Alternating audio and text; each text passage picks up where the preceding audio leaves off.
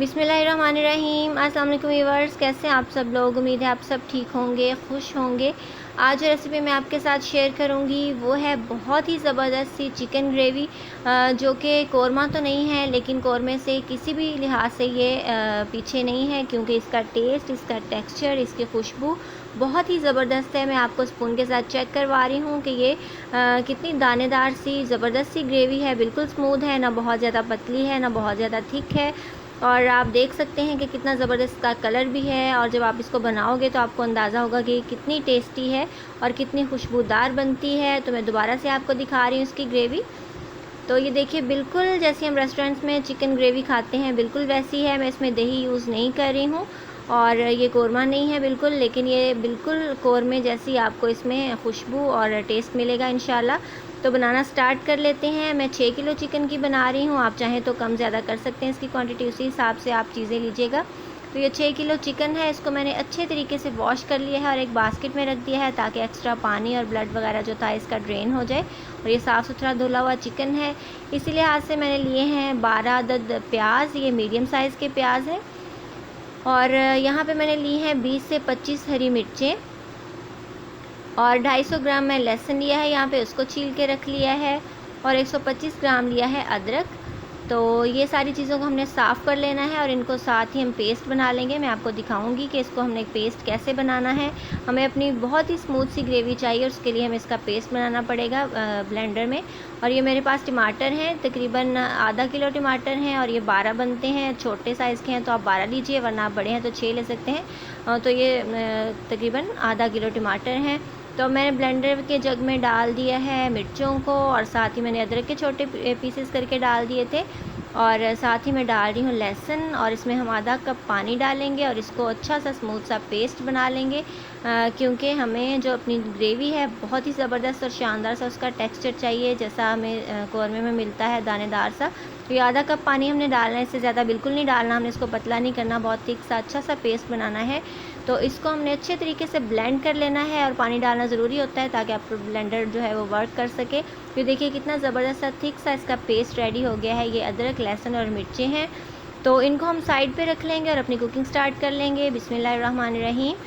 तो ये मैंने एक बड़ा पतीला लिया। आपने कोशिश करनी है कि आप बड़ा जो है वो बर्तन लें। उसमें मैंने आधा किलो डाल दिया है घी। आप चाहें तो ऑयल भी ले सकते हैं। और उसके अंदर मैंने डाल दिए हैं टमाटर जो मैंने आपको दिखाए थे, प्याज डाल दिए हैं। ये 12 अदद प्याज हैं, इनको बारीक हमने चॉप कर लिया था। तो इनको हमने तब तक फ्राई करते रहना है जब तक इसमें अच्छा सा गोल्डन सा कलर नहीं आ जाता। सॉरी। तो आपने इसको थोड़ा थोड़ा हिलाते रहना है। और ये देखिए, जैसे ही हमारे जो प्याज हैं वो थोड़े से श्रिंक हो जाते हैं सॉफ्ट होने के बाद, तो हमें घी ज़्यादा लगना शुरू हो जाता है। तो आपने स्टार्ट में घी बिल्कुल भी ज़्यादा नहीं डालना, वरना वो बहुत ही ज़्यादा लगेगा आपको। अगर चीज़ कम हो तो वो हम दोबारा ऐड कर सकते हैं। अगर स्टार्ट में ही बहुत ज़्यादा डाल देंगे तो वो निकालनी फिर मुश्किल हो जाती है। तो इसलिए आप थोड़ा सा एहतियात किया कीजिए। और ये हो रहे हैं हमारे प्याज ब्राउन, और बहुत ज़्यादा डार्क ब्राउन भी हमने इनको नहीं करना है। आप अभी देख सकते हैं इसमें वाइट कलर है, तो थोड़े से ये रेड होते हैं तो हम इसको डिश आउट करेंगे और इसको भी ग्राइंड करके पेस्ट बना लेंगे। और प्याज की एक और मैं आपको बात बताऊं कि अगर इसको हम डिश आउट कर लेते हैं तो इनका कुकिंग प्रोसेस जो है वो थोड़ी देर चलता रहता है, जिसकी वजह से ये बहुत ही ज़्यादा डार्क हो जाते हैं। तो अगर आप कोशिश करें कि आपने इसको पॉट के अंदर ही ज़्यादा डार्क कलर करके फिर निकालोगे तो ये ब्लैक हो जाएंगे, तो इस बात का आपने ध्यान रखना है। तो बस इसको डिश आउट करते हैं। ये वही वाला घी है जिसमें से मैंने प्याज निकाले हैं। तो इसके अंदर अब हम डाल देंगे अपना अदरक, लहसुन और मिर्चों का पेस्ट। जो हमने ब्लेंडर के अंदर बनाया था वो सारा पेस्ट हम इसके अंदर डाल देंगे, क्योंकि हमारे जो चिकन है उसकी क्वांटिटी ज़्यादा है, तो इसी हिसाब से हमने ये चीज़ें भी ली हैं। तो बर्तन आपने कोशिश करनी है कि खुला होना चाहिए, अदरवाइज़ जो आपकी भुनाई है वो अच्छे तरीके से नहीं हो सकेगी। तो अदरक और लहसुन को और हरी मिर्चों को हमने घी के अंदर भून लेना है तकरीबन 5 मिनट, ताकि इनकी जो कच्चेपन की स्मेल होती है वो थोड़ी सी ख़त्म हो जाए। और उसके बाद अपने चिकन को ऐड करेंगे इसके अंदर। तो प्याज जो है वो मैंने निकाल लिया था और उसको हमने अलहदा से उसका पेस्ट बनाना है। तो ये मैंने 1 टेबलस्पून भर के डाल दिया है ज़ीरा, साबुत काली मिर्चें और 2 टुकड़े इसमें दालचीनी के हैं छोटे। تو وہ میں نے ایک چمچ جو ہے وہ بھر کے ڈال دیا. آپ یہ کر سکتے ہیں کہ ہاف ٹیبل اسپون جو ہے وہ کالی مرچیں ہیں بلیک پیپر ہول, اور ہاف ٹیبل اسپون اس میں زیرہ ڈال دیا ہے. ان کی خوشبو بہت ہی اچھی آتی ہے چکن کے ساتھ بھونے تو. چکن میں کوئی اسمیل وغیرہ نہیں رہتی, تو اس لیے ڈالنی ضروری ہیں چیزیں. تو بس اس کی بنائی ہوگی 5 منٹ, اور اس کے بعد میں نے ڈال دیا ہے چکن. اور چکن کو آپ نے اچھے طریقے سے دھو کے صاف کر کے رکھنا ہے, کیونکہ اس میں اگر بلڈ رہ جاتا ہے یا پانی وغیرہ تو پھر کوکنگ کے دوران اچھا سا جو ہے وہ اس کا رزلٹ نہیں آتا, اور تھوڑی اسمیل بھی آتی ہے. تو آپ نے اچھے طریقے سے اس کو دھونا ہے اور اس کو ڈرین کر لینا ہے سارا کچھ, اس میں سے پانی وغیرہ جو ایکسٹرا ہوتا ہے وہ. تو اس کے بعد آپ نے اس کو یوز کرنا ہے. اور اگر کسی کو زیادہ ایشو ہے کہ اس میں سے اسمیل آتی ہے تو آپ اس کو سرکے والے پانی میں ڈپ کیجئے. 2 ٹیبل اسپون سرکہ ڈالیے اور اس کو ڈپ کر دیجئے. اگر آپ کی کوانٹٹی زیادہ ہے تو آپ تھوڑا اور سرکہ ایڈ کر لیجئے. تو اس طریقے سے جو ہے وہ اسمیل بہت ہی زیادہ اچھے طریقے سے صاف ہو جاتی ہے ہر چیز سے. تو یہ میں نے ڈال دیا ہے چکن اپنا, اور اس کو میں ہلا رہی ہوں. اس کو میں نے بھوننا ہے تقریباً تب تک جب اس کا کلر جو ہے وہ بالکل وائٹ نہیں ہو جاتا اور اس کا جو پانی ہے وہ بالکل ڈرائی نہیں ہو جاتا, تب تک میں اس کو بھون لوں گی اپنے گھی کے اندر ادرک اور لہسن کے ساتھ. اور ادرک لہسن کے ساتھ بھی بھوننے سے بہت ہی زیادہ اچھا رزلٹ آتا ہے, اور خوشبو جو ہے وہ اس سے آتی ہے. چکن کی اسمیل ختم ہو جاتی ہے اگر اس کو ہم ادرک لہسن کے ساتھ بھونتے ہیں تو اس کو آپ نے ہلاتے رہنا ہے جب تک یہ وائٹ ہو جائے اور اس کا جو پانی ہے وہ ڈرائی ہو جائے. تو اس کے بعد ہم ڈالیں گے اس کے اندر اپنی باقی چیزیں. تو برتن آپ کھلا لیجئے گا, یہ تھوڑی سی مشکل ہو رہی ہے ہلانے میں کیونکہ یہ چکن کافی زیادہ ہے. برتن تو کافی بڑا ہے لیکن وہ ڈیپ ہے, سائڈوں میں زیادہ چوڑا نہیں ہے, تو اس لیے اس کو اچھے طریقے سے ہم نے احتیاط کے ساتھ ہلا دینا ہے. تو جب تک یہ ہو رہا ہے ہم دیکھ لیتے ہیں اپنے پیاز کو, اور آپ دیکھ سکتے ہیں پیاز ماشاءاللہ سے بہت ہی زیادہ اچھا سا گولڈن سا کلر آیا ہے. ہمیں بالکل ایسا ہی پیاز چاہیے, ہمیں بالکل وائٹ بھی نہیں چاہیے, بہت زیادہ ڈارک بھی نہیں چاہیے, ورنہ اسے ٹیسٹ میں بہت ہی فرق پڑتا ہے. اگر آپ وائٹ پیاز یوز کرو گے تو ٹیسٹ میٹھا آئے گا آپ کی گریوی میں, اور اگر ڈارک کرو گے تو کڑوا ٹیسٹ آئے گا. تو اس لیے ہمیں بالکل ایسا ہی پیاز چاہیے. تو یہ دیکھیے یہ بھونتے ہوئے کچھ تقریباً 5 منٹ اس کو ہو چکے ہیں, لیکن چکن چونکہ تھوڑا سا زیادہ ہے اس لیے اس کو ہم نے تھوڑا سا اور ٹائم دینا ہے تاکہ اس کا جو پانی ہے وہ ڈرائی ہو اور اس میں جو کلر ہے اس کا وہ بالکل وائٹ ہو جائے. تو آپ نے تھوڑی دیر کے بعد اس کو ہلا دینا ہے, الٹ پلٹ کر دینا ہے. تو یہ میں ساتھ ساتھ آپ کو دکھاتی رہوں گی تھوڑی تھوڑی دیر کے بعد کہ اس کی کیا کنڈیشن ہے. تو یہ آلموسٹ ہمارا 5 سے 7 منٹ اس کو بھون لیا ہے, وائٹ ہو چکا ہے. اب اس کے اندر ڈال لیتے ہیں اپنے اسپائسیز, اور میں اس میں ڈال رہی ہوں 1.5 ٹیبل اسپون بھر کے ہلدی کا. ٹیبل اسپون جو بڑے والا کھانے کا چمچ ہوتا ہے وہ لینا ہے, چھوٹا چائے والا چمچ ہم نے نہیں لینا. تو یہ بھر کے میں نے ایک پہلے ڈالا اور اب ہاف ڈال رہی ہوں. تو یہ 1.5 ٹیبل اسپون یعنی کہ 1.5 ٹیبل اسپون ڈال دی ہے ہلدی, کیونکہ ہمارے چکن کی گریوی کی کوانٹٹی زیادہ ہوگی, اسی حساب میں اپنی چیزیں ایڈ کریں گے. تو ہلدی ڈالنے کے بعد میں اس میں ڈالوں گی ریڈ مرچ کا پاؤڈر, اور وہ میں ڈال رہی ہوں 2 ٹیبل اسپون فل. اور آپ دیکھ سکتے ہیں کافی یہ اوپر تک بھرا ہوا ہے, یعنی کہ ہیپڈ ہے. ہیپ مینس کہ اس کا اوپر تک جو ہے وہ جیسے چھوٹا سا ڈھیر ہوتا ہے, آپ نے اس حساب سے ڈالنا ہے کہ کیونکہ یہ پھر سارے اس میں پورا آ سکے. یہ میں نے 2 ٹیبل اسپون بھر کے ڈال دیا ہے ریڈ چلی پاؤڈر. اور اگر آپ کم مرچیں کھاتے ہیں تو آپ کم بھی ڈال سکتے ہیں, لیکن یہ بالکل میڈیم مرچیں تھیں, بالکل زیادہ نہیں تھیں, تو اتنی سی ہونی چاہیے اس کے اندر. تو 2 ٹیبل اسپون ہی میں ڈالوں گی اب نمک کے. یہ بھی آپ دیکھ رہے ہیں کہ یہ اوپر تک بھرا ہوا ہے, فل ہے کافی. تو یہ 2 ٹیبل اسپون ہم نے ڈال دیے ہیں اپنا نمک.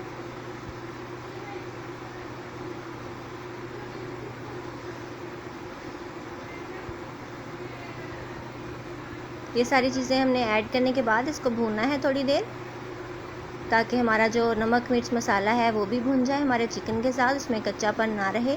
کیونکہ اگر مرچیں کچی رہتی ہیں تو وہ تھوڑی سی گلے کو لگنا سٹارٹ ہوتی ہیں. اکثر ہم کچھ کھائیں تو اگر گلے کو لگ رہی ہیں فوراً تو اس کا مطلب کہ مرچیں آپ کی کچی ہیں. تو اس لیے اس کو تھوڑی سی دیر ہم نے بھوننا ہے, بہت زیادہ ایکسٹرا بھی ٹائم نہیں دینا اس کو بھوننے کو. تو اس کو ہلا دیں گے تھوڑی دیر, اور تقریباً 2-3 منٹ کافی ہوتے ہیں مرچ مسالے کو بھوننے کے لیے. یہ کوئی ایسی چیز نہیں ہے جس کو بہت زیادہ ٹائم دینا پڑے. تو بیسیکلی ہم نے تھوڑا سا اس کو مکس کر دینا ہے, اور اس کے بعد ہم اس کے اندر ایڈ کریں گے اپنے ٹماٹر. تو یہ ہم اپنے ٹماٹر ڈال رہے ہیں اس کے اندر. ہم نے اس کا پیسٹ بالکل بھی نہیں بنایا کیونکہ یہ بہت ہی زیادہ سافٹ ہوتے ہیں. یہ آدھا کلو ٹماٹر تھے, ان کا چھلکا میں نے اتار دیا تھا, جو کہ گریوی میں اچھا بالکل بھی نہیں لگتا. تو وہ ساری چیزیں گل جاتی ہیں, میش ہو جاتی ہیں, لیکن چھلکا ہمیں نظر آ رہا ہوتا ہے. تو ہم نے اس کا چھلکا ریموو کر دیا اور اس کو چاپ کر کے اس کے اندر ڈال دینا ہے. پیسٹ بنانے کی ضرورت بالکل بھی نہیں ہے کیونکہ یہ بہت ہی زیادہ سافٹ ہوتے ہیں, یہ میش ہو جائیں گے تھوڑی دیر تک اور بالکل نظر بھی نہیں آئیں گے. تو آپ دیکھ رہے ہیں ٹماٹر ہمارے بالکل میش ہو چکے ہیں. اب اس میں ڈال دیا ہے میں نے 3 ٹیبل سپون بھر کے دھنیا کا پاؤڈر، اور بہت باریک فائن پاؤڈر بھی نہیں ہے، تھوڑا سا کرشڈ ہے، موٹا کوٹا ہوا جس کو کہتے ہیں خشک دھنیا وہ. اور یہ 3 ٹیبل سپون میں بھر کے اس کے اندر ڈال رہی ہوں کیونکہ ہمارا چکن زیادہ ہے. میں بار بار آپ کو کہہ رہی ہوں، اگر آپ ہاف کوانٹٹی بنا رہے ہیں یا اس کا 4تھ جو پارٹ ہے وہ بنا رہے ہیں تو آپ اس کو کم کر لیجئے گا اپنے حساب سے. تو میں نے 3 ٹیبل سپون بھر کے اس کے اندر ڈال دیے ہیں دھنیا پاؤڈر کے، اور اس سے بہت ہی اچھی خوشبو آتی ہے، بہت ہی اچھا ٹیسٹ آتا ہے. اور جیسے کہ میں نے آپ کو دکھایا تھا، زیرہ میں ایڈ کر چکی ہوں سٹارٹ میں، وہ ثابت ڈالا تھا میں نے، اور بہت ہی اچھی سی شکل اور لک اور کلر آنا شروع ہو گیا ہے ہماری چکن گریوی کے اندر، جو کہ بالکل قورمے جیسا ہوتا ہے. اور آپ دیکھ رہے ہیں گھی بھی اوپر سیپریٹ ہونا سٹارٹ ہو چکا ہے. تو بس یہ تھوڑی سی دیر اس کو اور لگے گی اور ہماری چکن گریوی بہت ہی زبردست سی ریڈی ہو جائے گی. تو جو چکن ہے وہ چیزوں کے ساتھ ہی ڈالتے ہمارا گل جاتا ہے. ہم نے اس میں ابھی تک کوئی پانی ایڈ نہیں کیا ہے. اور آپ دیکھ رہے ہیں میں نے جو پیاز کا پیسٹ بنایا تھا وہ بھی میں ایڈ کر رہی ہوں، یہ کافی زیادہ تھک ہے. تو ہم نے سارا پیاز کا پیسٹ ایڈ کر دیا، اور بلینڈر کے اندر جو تھوڑا سا لگا ہوا تھا وہ بھی اس میں ہاف کپ تقریباً پانی ڈالا، اور اس کو مکس کر کے ڈال دینا ہے تاکہ ہماری کوئی بھی چیز جو کسی برتن کے ساتھ لگی ہوتی ہے وہ ویسٹ نہ ہو جائے. اور یہ میں نے ڈال دیا ہے وہ والا پیاز بھی جو باقی بچا تھا بلینڈر کے اندر. تو اس کے بعد ہم نے گریوی بنانے کے لیے اس میں پانی ایڈ کرنا ہے کیونکہ یہ ڈرائی ہے اور ہم نے اس کو ڈرائی بالکل بھی نہیں رکھنا. تو میں اس میں ڈال رہی ہوں 1.5 لیٹر پانی. تو ہم نے شوربہ نہیں بنانا، بالکل گریوی بنانی ہے، اس لیے میں 1.5 لیٹر پانی ڈال رہی ہوں. تھوڑا سا اگر ریڈیوس بھی ہو جائے گا تو اس میں گریوی کے لیے بچ جائے گا. تو آپ دیکھ رہے ہیں کہ جو چکن ہے وہ ہمارا اس کے اندر ڈپ نہیں ہوا ہے اور یہ کافی تھک سا لگ رہا ہے. تو ابھی اس کو پکنے دیں گے ہم تقریباً 10 سے 12 minute medium to love flame پہ، یعنی بہت تیز آنچ نہیں ہوگی، میڈیم ٹو لو ہوگی ہماری آنچ. اور اس کو 10 سے 12 منٹ ہم پکائیں گے کور کر کے. تھوڑی دیر کے بعد کھول کے دیکھ لیں گے اس کی کیا کنڈیشن ہے، ہلا دیں گے، دوبارہ کور کر دیں گے، اور جب 10-15 منٹ ہو جائیں گے تو دوبارہ اس کو چیک کرتے ہیں. تو تب ہماری ماشاءاللہ سے گریوی بالکل ریڈی ہوگی. یہ ہماری چکن گریوی جو ہے وہ بالکل ریڈی ہو چکی ہے. اس کے اندر میں ڈال رہی ہوں گرم مسالہ پاؤڈر، اور گرم مسالہ پاؤڈر آپ کو پتہ ہے کہ کلر تھوڑا ڈارک کر دیتا ہے ڈش کا، اس لیے میں اینڈ پہ ڈال رہی ہوں. اور اینڈ پہ ڈالنے سے ہی اس کی خوشبو بہت ہی زبردست آتی ہے. میں نے 1.5 ٹیبل سپون ڈال دیا ہے گرم مسالہ پاؤڈر اور اسپائس پاؤڈر، جو کہ ہوم میڈ ہے، اور بہت ہی زبردست اس کی خوشبو ہے. اور آپ دیکھ رہے ہیں گھی اوپر آ چکا ہے، بہت ہی شاندار اس کی لک لگ رہی ہے. تو اس کے ساتھ ہی میں ڈالوں گی اس کے اندر ہرا دھنیا جو میں نے کاٹ کے رکھا ہوا تھا، اور وہ بھی اس کی جو خوشبو ہے اس کو بہت زیادہ بڑھا دے گا. تو ہرا دھنیا ڈال دیا ہم نے، گرم مسالہ ایڈ کر دیا ہے، اور ڈرائی جو میتھی ہوتی ہے کسوری میتھی وہ بھی میں ڈالوں گی، لازمی ڈالوں گی. اگر آپ کو پسند نہیں بھی ہے تو آپ ایک دفعہ میرے کہنے سے ضرور یوز کر کے دیکھیے گا، اور آپ دیکھیں گے کہ اس کے ساتھ اس کی خوشبو جو ہے وہ کتنی زیادہ بڑھ جاتی ہے، اور ٹیسٹ میں بھی بہت ہی زیادہ ڈفرینس آتا ہے. تو میں نے ڈال دیا ہے اس کے اندر اب 1 ٹیبل سپون بھر کے کسوری میتھی کا. تھوڑا سا ہم اس کو باریک کر لیں گے، بس اس کو ہلائیں گے، مکس کریں گے اور اس کو ڈش آؤٹ کر لیں گے. اور یہ ہماری زبردستی چکن گریوی بن کے ریڈی ہے. میں آپ اس کو ڈش آؤٹ کر کے اس کو دوبارہ سے اس کا ٹیکسچر جو ہے وہ آپ کو چیک کروا دوں گی. تو ہمارا زبردست سا 6 kg چکن گریوی بن کے بالکل ریڈی ہے، اور گھر پہ بنانا بہت ہی آسان ہے. آپ بالکل نہ گھبرایا کریں کہ چیز زیادہ ہے تو آپ اسی حساب سے اس کی کوانٹٹی جو ہے وہ ایڈجسٹ کیا کیجئے، اس کی لہسن ادرک کی پیاز کی، جیسے میں نے آپ کو بتایا ہے. اس سے اندازہ ہو جاتا ہے، 1-2 بار آپ بنائیں گے تو آپ کو اندازہ ہو جائے گا کہ کس میں کتنا کچھ ڈالنا ہے. تو یہ جی ہماری ماشاءاللہ سے چکن گریوی بن کے بالکل ریڈی ہے، اور یہ دیکھنے میں تو بالکل قورمہ ہی لگ رہا ہے، اور اس کی خوشبو ٹیسٹ سب کچھ بالکل قورمے جیسا ہے. بس اس میں کمی یہ ہے کہ ہم نے اس میں دہی نہیں ایڈ کیا ہے. تو آپ نے دیکھا کہ دہی کے بغیر بھی ہم کتنا اچھا چکن گھر میں بنا سکتے ہیں، چاہے وہ زیادہ ہی کیوں نہ ہو. تو اس کو میں نے کر لیا ہے ڈش آؤٹ، اور اس کے اوپر میں نے دھنیا دوبارہ سے نہیں ایڈ کیا تاکہ اس کا ٹیکسچر جو ہے میں آپ کو دکھا سکوں. اس کی لک تو آپ دیکھ ہی رہے ہو، بہت اچھے سے چکن ہمارا گل چکا ہے. اور میں اسپون کے ساتھ چیک کروا رہی ہوں آپ کو کہ یہ کتنا دانے دار ہے. اس میں کوئی پیاز ٹماٹر کچھ بھی نظر نہیں آ رہا، سب کچھ اسموتھ ہے کیونکہ ہم نے سب کچھ پیسٹ بنا کے ڈالا ہے. اور اس کا ٹیسٹ بھی بہت ہی زیادہ زبردست تھا، اور نمک مرچ بھی بالکل مناسب تھا، نہ بہت کم تھا نہ بہت زیادہ تھا، اور سب کو بہت ہی اچھا لگا. تو آئی ہوپ کہ آپ کو آج کی ریسیپی اچھی لگی ہوگی. اگر آپ کو میری ویڈیوز اچھی لگتی ہیں تو چینل کو جلدی سے سبسکرائب کیجیے. مجھے دعاؤں میں یاد رکھیے. ملیں گے انشاءاللہ نیکسٹ ویڈیو میں کسی بہت ہی زبردست ٹیسٹی اور ایزی سی ریسیپی کے ساتھ. ٹل دین ٹیک کیئر, گڈ بائے, اللہ حافظ.